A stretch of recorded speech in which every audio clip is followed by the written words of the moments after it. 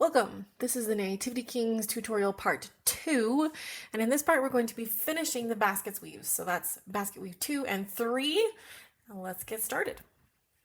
We're going to move on to number 2, which is this one in here.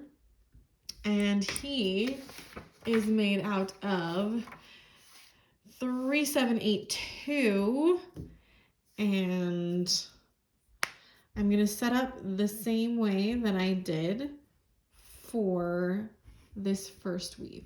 I'll set foundation stitches that match the angle here and then weave. All right, I have added my first stitches to this second king. And first thing I want to mention is that this first stitch, unlike this first one where I was very careful to make sure everything was on this side of the line, I let it cover my line a little bit in favor of making this stitch longer. If I had followed the line exactly, my stitch would have been shorter and pointed out over here. So I erred on the side of taller stitch here so I could have more long stitches across here instead of having a bunch of weird angles to have to deal with. I also needed a little extra stitch right here to fill in this bottom corner. And now I'm getting up to the top, and you can see here that this space is going to get teeny tiny pretty quick. So I'm not actually going to worry about weaving this space when I get there, which means I'm going to stitch these last few stitches a little differently. I'm going to start to pull the inside, meaning this side, down needle points closer together, which is going to rotate our stitch, our stitch angle from here to more vertical. So I'm going to put this in, and then I'm going to come up a little farther apart on the top. And then I'm going to go down almost into that last stitch, not exactly next to it. I want to be on the inside of it. Oh, actually that looks like it's too fat. Try again. You can see that this looks like it's covering into here. That's what I mean by too fat. I got it too close to the outside rather than the inside, and we want to go to the inside of our stitches rather than outside existing stitches. So try again. Instead of going out here, I'm going to come in closer. You can see that more of my needle is covered this time. Hopefully that will look a little bit better for us, and it does. So then again, I'm going to come up farther apart on the top here, go down in under this stitch,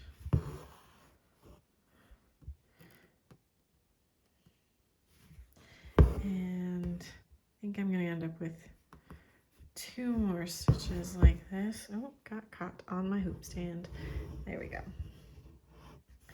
And then 1 final stitch from up here, again down under. Quick note, the instructions in this video for this king show the pattern as over 1 under 3. However, given the size of this hoop, if you are making the ornament hoop, you're going to do over 1 under 2. The method is the same. You're just going to go under 2 instead of under 3. Your paper instructions will reflect that, but the video I'm going to be saying under 3. So if you're making the ornament size, remember it's under 2 and not under 3. Now, at this point, I am going to weave on this side. Since I've got thread left on my needle, I feel like it's a better choice to weave over here rather than carry all the way down here and then start making stitches. So I'm going to come up about here in the middle. Again, we're going to look to make a perpendicular line with these stitches as we weave them. So let's take a look at our second pattern. So our second pattern is going to be over 1 under 3, repeat. which is simple enough. So let's go over 1 and under 3 as we go along here. So over 1, that's this one right here, and then I'm gonna go under 1, 2, 3. Over 1, under 1, 2, 3. All right, it's gonna be a little hard to see because the overs are gonna cover up a little bit, but I'm gonna lay my needle here so you can see a little bit better where this stitch is, and I'm gonna just move it around until I feel like I've got it pretty perpendicular to my start stitches. I'll go down, and then I'm gonna come back up and we're gonna work down again.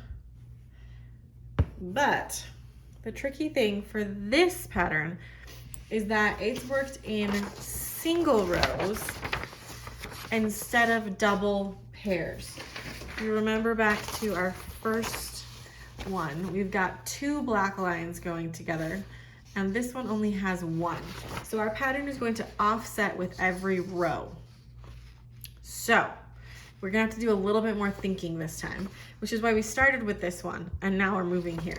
So I just finished with an under 3 on this side. So that would be right here. I finished, well, actually I went right to left. So I finished right like this, if you will. I went under 1, if you're looking at this top row, sorry, over 1, under 3, over 1, under 3. I finished right there, like that, under. So now I'm gonna move down 1 row, and I will look at this same strand, and it's an over 1, under 3, over 1, under 3, to go back the other direction. All right, so I was gonna go over 1, under 3,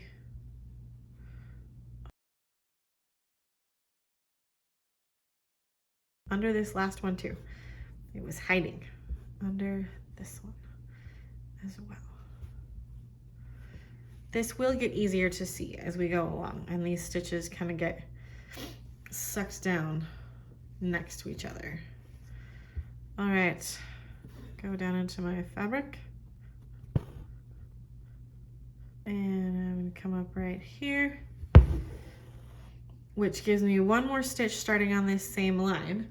So this time I just get to look down at row 3, because row 1 and row 3 were starting from the same sides. So this time I get to go under 2, over 1, under 3. Whew.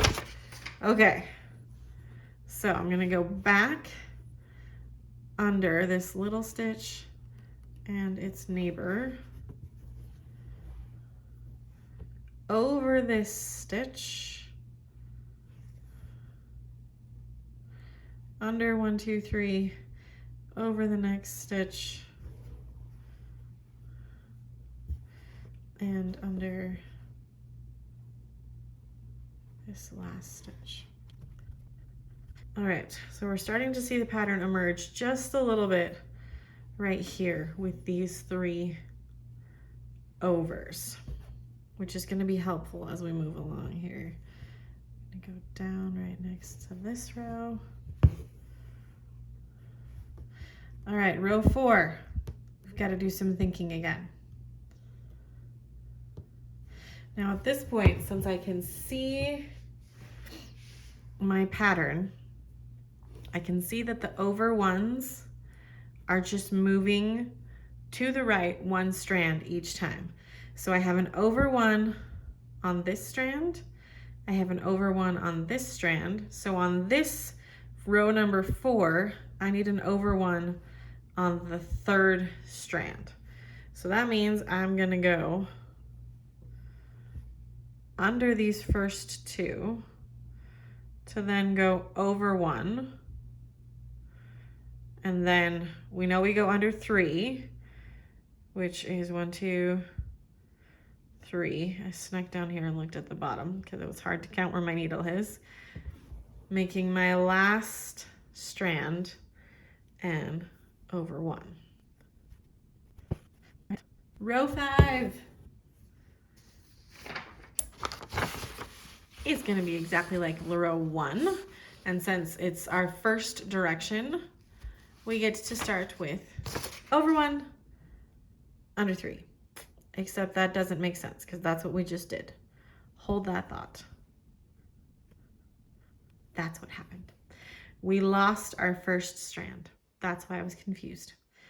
So we see when we started, we had this little strand to the right of my needle here, and it ends right here. So now I'm down 1 strand, which means I'm gonna do some thinking real quick and just figure out where my next over 1 needs to be. Another way to think about that is that our row should be over 1, under 3, which would be an over 1, like this little black guy here, under 3. But we're missing this first row. So we're just going to start with the under 3 and over 1 and see what that turns out to be. So I'm going to count down here. 1, 2, 3. I'm going to come out in between these guys. Hey, and check that out. That makes my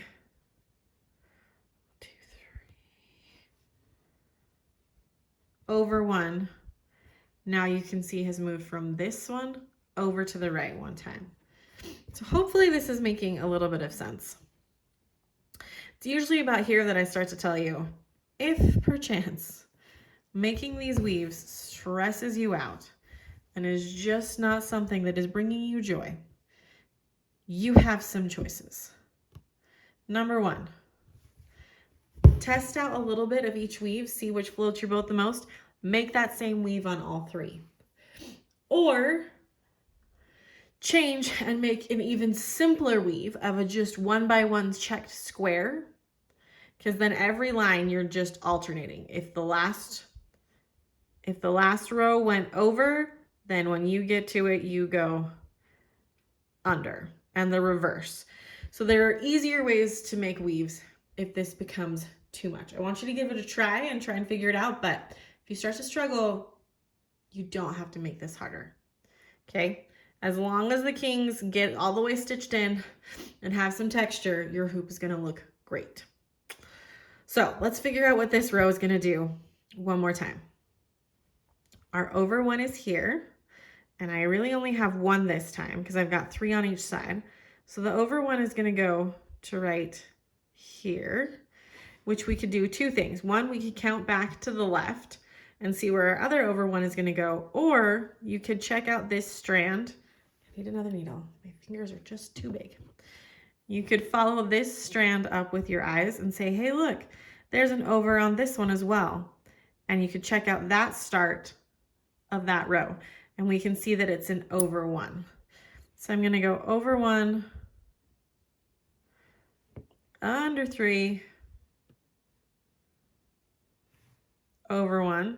That looks like it's going to be in the right spot. And then under these last 2.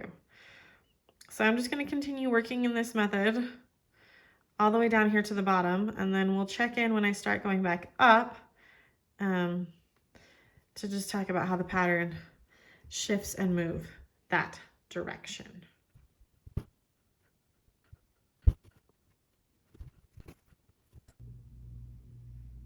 And we're back, having finished the bottom.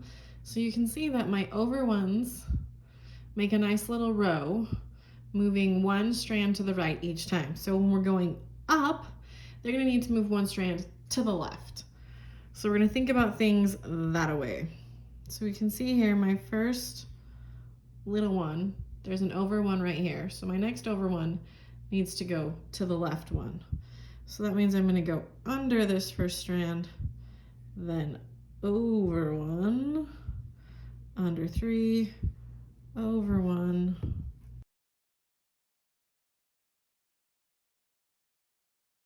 We can check here real quick before we put our needle in the fabric. And this one moved over 1, that one moved over 1, perfect. Now we're just gonna repeat the process to go back the other way. However, if at any point you feel like you're super lost and you don't know what's supposed to happen next, this is what you're gonna do.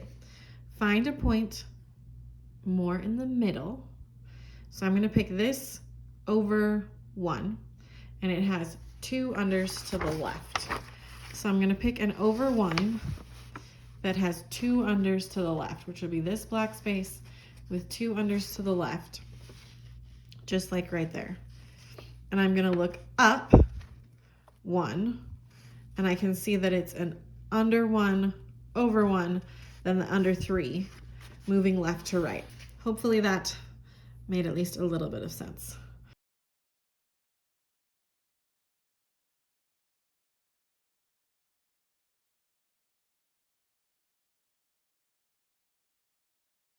All right, I'm just gonna keep that, repeat this process, this time moving up until I get to about here or so. Then I'm not gonna worry about weaving anything up here. These stitches that we started to pull down underneath each other, they're not gonna be woven in, and it's gonna be totally fine. It'll all blend out in the end. So I'm gonna keep stitching and we'll check in a little bit. And there it is, all finished. A couple things to note. My last stitches on this one are about right here. The last ones I wove in, so this whole part up here, not woven in. Though my first stitch covered this line a little bit, as I came through, I made sure to make my weave stitches go into the fabric on the line. And you can see that kind of worked itself out there. Otherwise, this guy is done. And we get to jump over to king number 3 to finish our weaving, which is going to be great.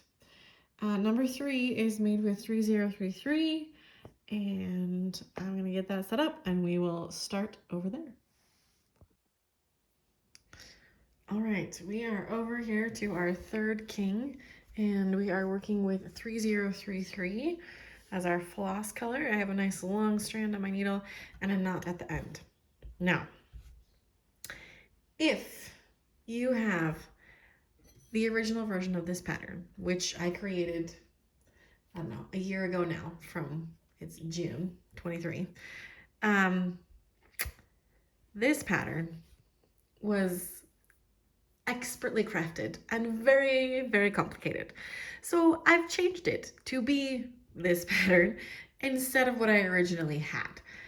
The original pattern created this fun, bigger, larger kind of box weave thing going on, which I love, but it was super hard to explain and fairly difficult to do. However, I did make a video of it, which I will link to in the description. So if you would like to make this weave, it still exists, you can go for it. However, for this version of the instructions and for this video, we are going to be making a weave that looks like this guy right here, which is a lot simpler and hopefully quicker and will make everyone happier. So we are going to be going back to our over 2, under 2, just like our first weave. However, we're going to be working rows instead of pairs. So you can see that the pattern offsets with each black line. Instead of, if you remember from our first weave, where 2 black lines go the same way. So this one, same flow here, but we're going to offset with each row instead of each pair of stitches. So I'm going to get my foundation stitches all set up. I'm going to use this little part here as a guide, fill in the right side, and then I'll come back and I'll fill in the left side after we weave over here. So I'm going to get making foundation stitches and then we'll get started with our weave.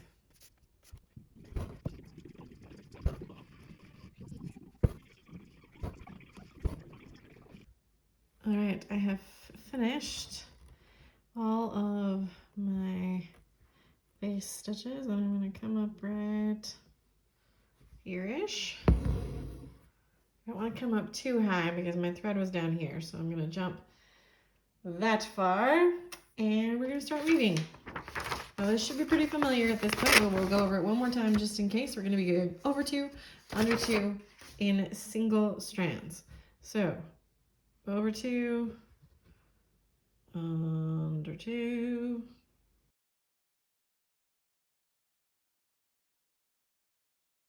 Okay. Now, just like our previous weaves, I'm going to take a second and make sure that this first stitch, I might even block off some of this just so I can focus a little bit better, is feeling pretty perpendicular to the stitches. And I feel like it is. So I'm going to go down into the fabric. And then, unlike our first over 2, under 2 over here, I'm not going back the same way. Now I've got to figure out how to go back the other way while also adjusting the pattern. So let's check out our pattern here. It's offsetting by 1 to the right as you go down. So I finished with an under 2. So I'll find an under 2. That means 2 straight over pink ones right here. And I'm going to go down 1 row, and you can see that my first one is going to go under 1, and then I'm going to go over 2, under 2. So I'm going to go under 1 and then over.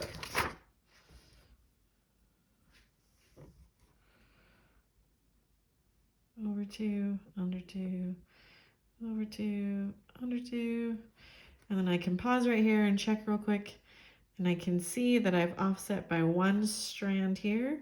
That 1 is different from the previous row, which means I've figured it out. And I'll just keep threading through. I've got 1 more right here because there's 3 strands left. Over 2, that means my last one's going to go under. Slide my needle in there and go down. Now these first few are definitely going to want to spread super far apart from each other. You're not doing anything wrong. Just until there's tension on either side, that's what the strands are going to want to do. So I'm going to continue working down, and I'm going to go down to this space right here. And we're going to, this time, let's read our embroidery to see what we're doing. So this is an over 2 and an under 2. And I need to move the over 2 to the right 1 strand, which means I have to go over these 2, which means my first one here needs to be an under, which is going to be a wee bit tricky to get just under this one and out. Here we go.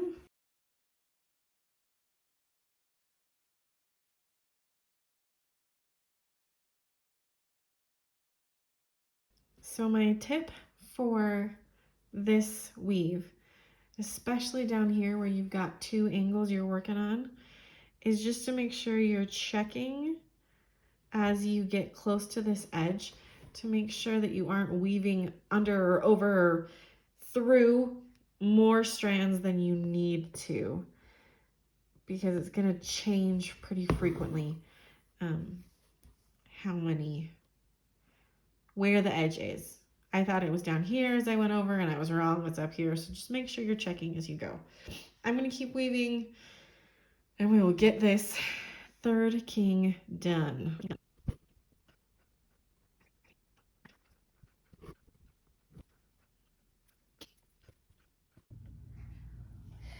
As I was editing this tutorial, I realized that I never filmed a recap of this finished weave. So here it is. After you work your way down and back up, and we're stopping about the same point here on this hoop as we did on our, not hoop, this king as we did on our center king, gets difficult to weave up here, just stop, don't fight it, move on. Then you jump over to this half, and we're gonna make long foundation stitches. They're gonna go all the way from the bottom here, clear up to the top. I think this edge strand for me goes somewhere up in here. So we'll visualize that. We'll add all of these foundation stitches in. Obviously you gotta add some more down here in this corner, and then you'll fill in the weave just the same as you did over on this side, just following that over 2, under 2 pattern. And then when you're all finished, you'll get to move on to part 3. We're going to start work on the camel. If you did happen to have any questions about the weaves in this video, please don't hesitate to send me an email or comment on this video, and I will do my best to help you. I know that making the weaves can be a little bit confusing, but I have faith in you. You're gonna do awesome.